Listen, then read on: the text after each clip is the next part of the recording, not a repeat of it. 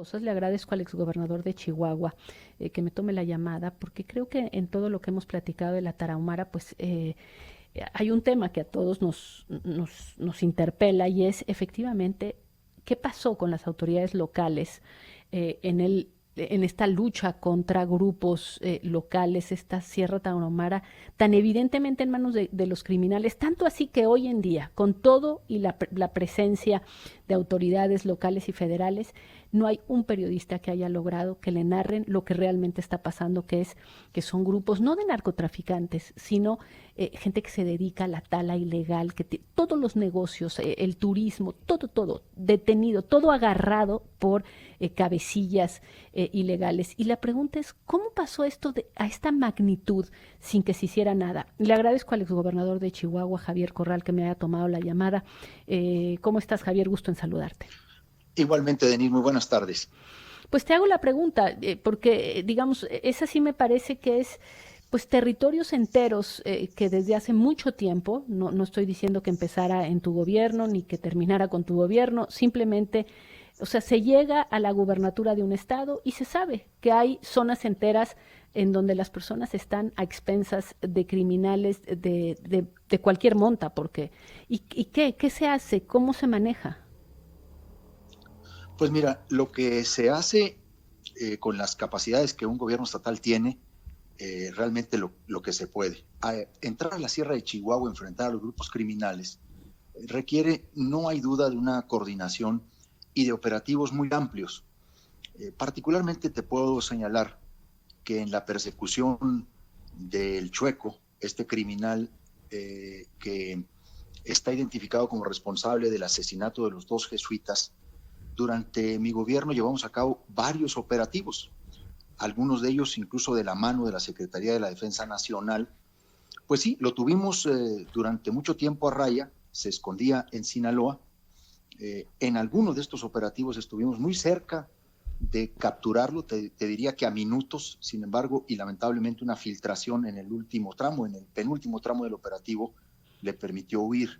Estos grupos criminales no solamente tienen amplias redes de complicidad delincuencial, Denis, también han generado, y es muy lamentable, pero así es, una protección desde ciertos sectores de la misma sociedad a quienes ellos han beneficiado, a quienes ellos incluso ayudan, a la gente más necesitada, que, que también en estos casos les ayuda a huir o a ocultarse. El Chueco, por ejemplo, durante el 2019, el 20, el 21, estuvo prácticamente en el estado de Sinaloa. Llevamos a cabo operativos todavía, el último que nosotros llevamos a cabo, más de 250 elementos de la Policía Estatal, 30 de la Guardia Nacional, fue en marzo del 2021, con una orden de aprehensión que la Fiscalía General del Estado obtuvo de un juez de control por el asesinato de Patrick Braxton Sí, sí, Andrews, un sí, joven sí. norteamericano. Un crimen que conmovió también a la sociedad chihuahuense. Nosotros estuvimos detrás de él. La Sierra de Chihuahua por sí misma, pues ¿Me es permites un una zona... segundo? ¿Me Sí, das un segundo, Javier? Es que tengo que hacer una dime. pausa. Estamos hablando Sí, con el cómo no. exgobernador de Chihuahua. Vamos a una pausa, ya volvemos. Estamos aquí atando cabos y estamos platicando con el exgobernador de Chihuahua, Javier Corral. Y estamos platicando de este tema que creo que, y quiero ir más allá de señalamientos, quiero entender cómo es que las regiones permanecen en manos de los criminales, cómo es que eso que me estás contando, Javier, que hacían operativos para detenerlo, que existía esa orden de aprehensión, que cuando me dices que hubo en un caso, estuvieron a punto de detenerlo y que una filtración, pues eso nos habla de una de las debilidades del Estado, de los estados y del Estado mexicano, que es que está infiltrado, que hay colusión con el crimen organizado y que quizá eso sea una de las cosas que más les permiten, junto con el apoyo social que puedan desarrollar, que estas personas sean el poder real en estas zonas.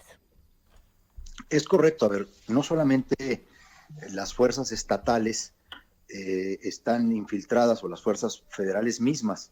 Las policías municipales en regiones tan apartadas y sobre todo tan agrestes, con cuerpos de seguridad pública local muy, muy reducidos, hay municipios de la sierra que no tienen más de 7 policías, pues prácticamente están al servicio de los mafiosos. Yo quisiera también colocar un tema que en la búsqueda de narcotraficantes en este tipo de regiones es fundamental, porque las policías actúan con un armamento que es absolutamente desigual con el que usan los narcotraficantes. Traen calibre 50, Denise, traen Barretts. De hecho, cuando yo tuve la oportunidad, la primera vez que le planteé el tema al presidente López Obrador del Chueco, que fue en enero del 2019 en Ciudad Juárez, a propósito del crimen contra Patrick, le expliqué al presidente que el Estado no podría solo en una región territorial tan dispersa y sobre todo con un armamento, te digo, tan desigual en calibre al que usan los narcotraficantes. Y entonces se generaron algunos operativos, te insisto, hubo uno de ellos que estuvimos cerca, lo tuvimos realmente a raya, pero se escondía en Sinaloa al final del día. Y terminó nuestra administración en septiembre del año pasado. La orden de aprehensión, por supuesto, está vigente.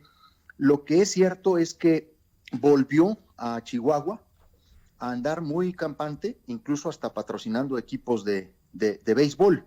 ¿Será eso nuevo? No sabemos. Habría que saber si esto del béisbol es nuevo, si ese equipo... Te lo digo porque evidentemente son parte de las cosas que generan complicidades con él. Es decir, los jugadores del equipo de béis pues generan un vínculo con quien los patrocina, pero en fin, no sabemos si esto es nuevo, ¿no? Bueno, hasta donde nosotros sabíamos antes, no estaba metido en eso. Te insisto, hubo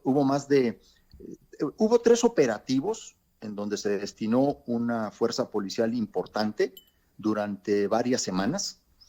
Él fundamentalmente se refugia en Sinaloa. Él es parte, es un brazo armado del cártel de Sinaloa. Los Salazar, que es el cártel que está en Chínipas, en la región de la Sierra de Chihuahua, es el verdadero brazo armado del cártel de Sinaloa en lo que se conoce como la Zona Dorada, y él es uno de sus sicarios y goza de esa protección entre estados, en donde en cierta época andan en uno y en otro. El problema es muy complejo, por supuesto, tiene que ver con las enormes condiciones de pobreza y desigualdad que se dan en estas regiones del país, en donde muchos de los servicios aún están negados, servicios básicos, por el enorme atraso que hay en términos de política pública para estas regiones. Pero déjame hacerte la pregunta de qué pasó con Chihuahua en general cuando vemos los datos. Te pido una disculpa, voy a tener que ir a otro corte, regreso contigo. Pues estamos aquí atando cabos y te agradezco de verdad que te hayas quedado con nosotros. Javier, veíamos en estos días las cifras de cómo evolucionó la violencia en Chihuahua, no solo en la Tarahumara, sino también en Ciudad Juárez, por ejemplo, que es punto máximo 2011, luego una disminución, mejor momento 2014-2015 y después claramente un ascenso a partir del 2016 en la mayoría de los delitos, incluido homicidios, y ya nada lo ha parado. No estamos a las alturas de 2011, pero no estamos tan lejos. Y la pregunta es, era un ejemplo Chihuahua de pacificación, Ciudad Juárez en particular, y lo perdió. Y ahí me gustaría saber tu punto de vista. Gobernaste el Estado, estuviste en primera fila en ese periodo que se benefició del momento de menos, pero también que ya cuando te vas está en pleno ascenso. Bueno, yo recuerdo cuando tú me entrevistaste en octubre del 2016, tenía yo un par de semanas como gobernador del estado. De hecho, tengo esa entrevista muy grabada porque te decía que la famosa pacificación había sido también hasta cierto punto un ocultamiento y negociaciones del gobierno estatal con los propios grupos criminales que distribuyó el territorio. Me acuerdo incluso que me atajaste y me dijiste, bueno, eso ya pasó y ahora te toca a ti la responsabilidad y ¿qué vas a hacer? Lo que nosotros hicimos y lo que nosotros pusimos en marcha, pues fue un operativo de seguridad en todo el estado para tratar de contener lo que venía ya en un crecimiento en los últimos meses de la administración anterior, porque luego vino una serie de de violencia en todo el estado. Se decía, se está calentando la zona. En realidad, los grupos criminales volvieron a hacer de las suyas, porque nosotros de entrada no quisimos hacer ningún acuerdo con ningún grupo criminal, combatimos a los grupos criminales y O sea, la efectivamente paz era producto, la paz de Chihuahua y de Ciudad Juárez, lo que tú dices fue producto de acuerdos con grupos criminales, de entre ellos, entre los grupos criminales y con las autoridades. Y con las autoridades, pero no hay ninguna duda de que así fue, Eso dio porque la paz. Es que la pregunta aquí, y te lo digo, me dices eso y entonces yo me pregunto cuál es la estrategia, porque es evidente que en Estados Unidos hay un acuerdo con los grupos criminales.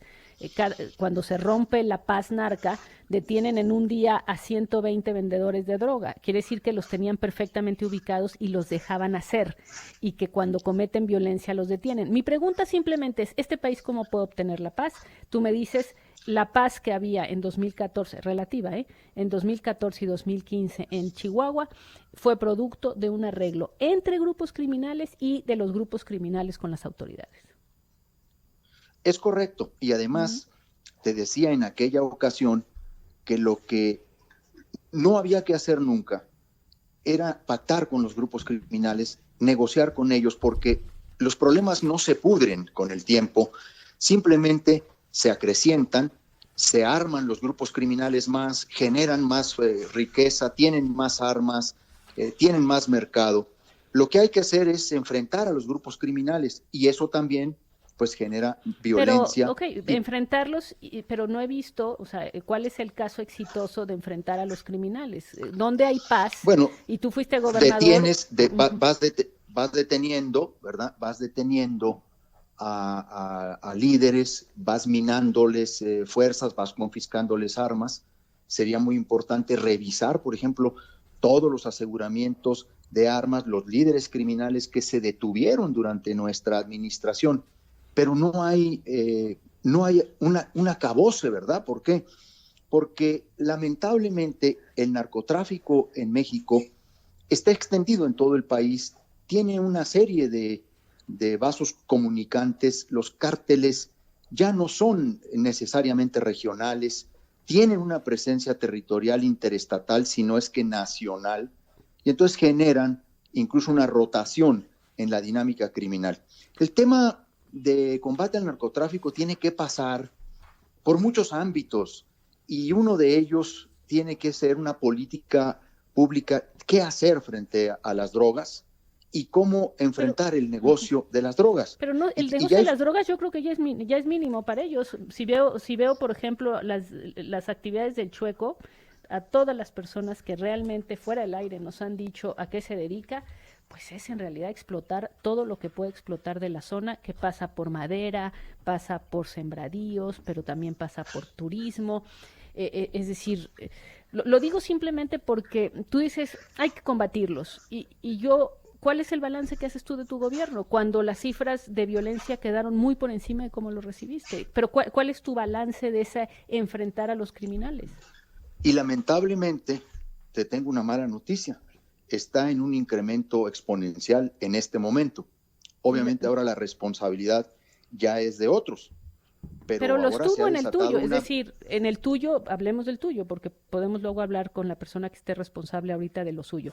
Pero ojalá que sí lo hicieras, claro, ¿verdad? No, lo pienso hacer. Es que no estoy buscando estigmatizar ni señalar a nadie, Javier, porque yo creo que ya el país lo que ha visto es que ni el PRI, que ni el PAN, que ni Morena han logrado pacificar al país. Entonces, a mí me parece que ya ahorita empezar simplemente a tirarse responsabilidades aquí es tú llegaste, tuviste unos números, decidiste enfrentarlo y cuando te fuiste los números estaban todos arriba de cómo llegaste. ¿Cuál es tu balance? ¿Qué te ha hecho pensar eso?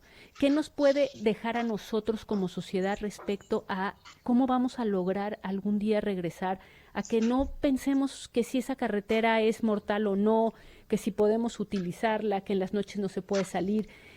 ¿Qué te deja a ti ya que tuviste esa responsabilidad y viste qué pasó?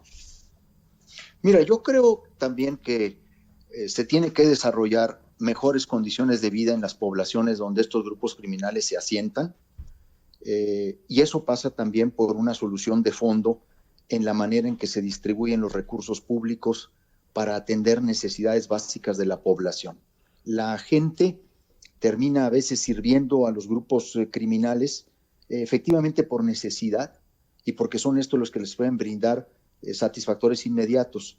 Se requiere de una política realmente efectiva de combate a la desigualdad en nuestro país, porque está el caldo de cultivo ahí, donde ellos se asientan sus reales. Y para redistribuir realmente los recursos públicos, pues necesitamos un nuevo acuerdo que a los estados y a los municipios los fortalezca en sus finanzas y en los ingresos para poder enfrentar los rezagos sociales. O sea, hay un fondo social, la desigualdad, sí. que es el caldo de cultivo. Pero no la razón, bueno, es que si no todos los países pobres serían delincuentes y tendrían los datos de violencia que el nuestro, y tú sabes que no es así. Que a igual nivel a igual nivel de falta de desarrollo, pues las violencias son muy distintas. Entonces hay ahí un ingrediente, sí, es un caldo de cultivo, pero luego hay algo más. Luego hay la complicidad, luego hay la debilidad del Estado, luego hay la corrupción, luego hay, en fin, creo que son muchas otras. El Estado de Derecho, que es fundamental. A ver, muchos de estos delincuentes incluso son detenidos, pero muy rápidamente encuentran formas de evadir la justicia, porque también hay un sistema judicial muy podrido, muy corrupto. Por un lado, el miedo de juzgadores, pero por otro lado, la enorme corrupción. Entonces, también en el centro de este problema del narcotráfico, al lado de la desigualdad, Denise, está el gran problema de la corrupción política en nuestro país. ¿Sentiste frustración al final de tu gobierno cuando viste que no podías con eso también? O sea, oye, no solamente eso, yo creo que una de las cosas con las que más me quedé fue con la imposibilidad de detener al Chueco, no solamente porque estuve muy cerca de la familia de Patrick durante ese hecho y tiempo después, por todas las familias que han sufrido en la sierra, ahora por supuesto por la Compañía de Jesús en una misión histórica que ellos han tenido solo de solidaridad, de entrega por esa gente, por las comunidades indígenas. Por supuesto que resulta muy frustrante y resulta muy desolador que el Estado por sí solo no tenga esa capacidad. Lo que no podemos dejar de reconocer es que ahí actúa la delincuencia organizada y se requiere que la Federación, y aquí no te hablo del PRI o del PAN o de Morena, el gobierno federal en su conjunto asuma la responsabilidad en la persecución de los delitos del orden federal y contribuya o colabore con los estados en la captura de esos objetivos fundamentales. Un gran problema que nosotros nos enfrentamos cuando llegamos, había una lista de 50 objetivos prioritarios en el país. De esos había como 13 o 14 señalados en el estado de Chihuahua. No había una sola orden de aprehensión contra ninguno de esos objetivos. Y la primera pregunta que yo hice en las reuniones del grupo de coordinación, ¿y cómo son objetivos prioritarios si no tenemos órdenes de aprehensión? Pues fue el Estado el que empezó a generar, a individualizar los casos y a sacar las órdenes de aprehensión. Porque desde ahí está el problema. Se habla de muchos narcotraficantes y luego, ¿cómo los detienes si no tienes orden de aprehensión? Porque no tienes testigos o no tienes declaraciones o porque la gente tiene miedo de declarar contra ellos. Creo que son dos los objetivos a combatir en términos del problema de la inseguridad en México: la desigualdad y la corrupción. Siguen siendo vigentes los dos objetivos, Denise. Pues te agradezco mucho, gracias por compartir esto con nosotros, Javier Corral, exgobernador de Chihuahua. Nosotros vamos a una pausa y volvemos.